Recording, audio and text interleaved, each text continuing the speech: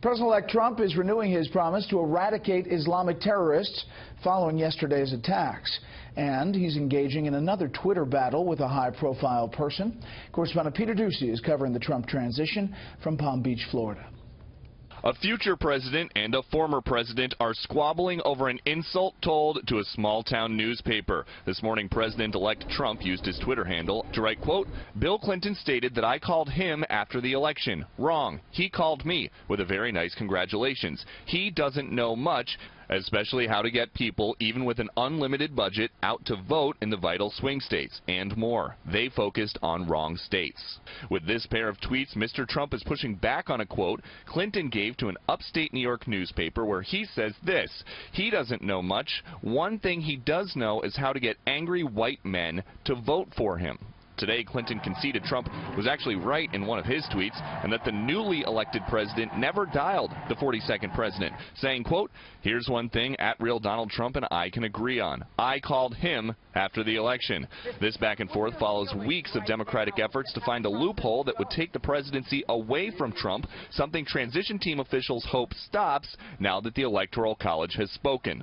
At some point, they need to stop, look in the mirror, face reality, understand that it was their campaign, their message, their candidate that was the problem. Some on the left are also crying foul about the possibilities for conflicts of interest as foreign dignitaries schedule events around the inauguration at the new Trump Hotel in D.C. Kuwait's embassy recently booked some space there, but the Kuwaiti ambassador to the U.S. says it's not to try to curry favor with the new administration, instead telling the Washington Post that, quote, "I heard some positive feedback from those who attended events there. Nobody contacted me. Nobody pressured me at all." There are also new questions about the Pentagon's priorities under the next commander-in-chief, because Foreign Policy magazine reports that a memo outlining the threats the next administration views most urgently doesn't have Russia on it. Although officials tell Fox News the memo was just a readout of a single meeting.